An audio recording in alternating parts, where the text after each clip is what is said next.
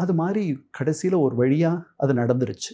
ஒரு university of Georgia, பெரிய பல்கலைக்கழகம், ஃபஸ்ட்டு சார்ட்டர்ட் யூனிவர்சிட்டி, அது வந்து ஸ்டேட் யூனிவர்சிட்டி, இந்த யூனிவர்சிட்டி ஆஃப் ஜார்ஜியாவுடைய ஸ்டேட் எஜுகேஷன் சிஸ்டத்தை சேர்ந்தது. ஆத்தன்ஸ் ஜார்ஜியான்ட்டு ஆத்தன்ஸில் இருக்குது. இது ஒரு 90 நிமிஷம் தள்ளி அட்லாண்டாவிலேருந்து நார்த் ஈஸ்ட். அங்கே மாஸ்டர்ஸ் இன் லா படிக்கிறதுக்கு ஸ்காலர்ஷிப்போடு கொடுத்துட்டாங்க. அருமை.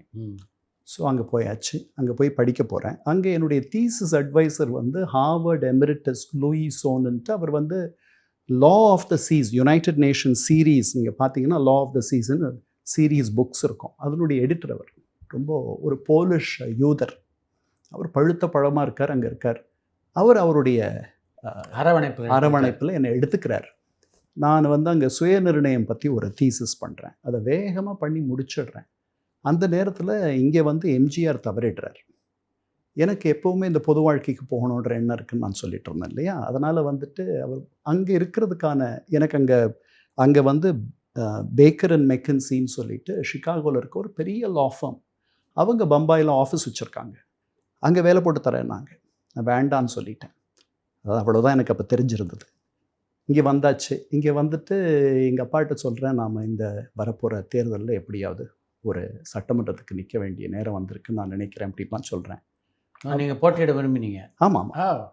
ஸோ அப்போ வந்து இந்த எம்ஜிஆர் மறைவுக்கு பிறகு நான் நினச்சது அதிமுக இருக்காதுன்னு நினச்சேன். இப்போ நீங்கள் இவரை பார்த்தீங்கன்னா, நம்ம மோகன்தாஸோடைய புக்கை பார்த்தீங்கன்னா, அவர் சொல்கிறாரு, எம்ஜிஆர் சொல்கிறாரு, தனக்கு பிறகு பிரளயம்தான் அப்படின்னு சொல்கிறதா அவர் பதிவு பண்ணியிருக்கார். ஸோ எம்ஜிஆருக்கே அந்த நம்பிக்கை பெரிதாக இல்லைன்னு தெரியுது, மோகன்தாஸ் சொல்கிறது உண்மையாக இருக்க பட்சத்தில்.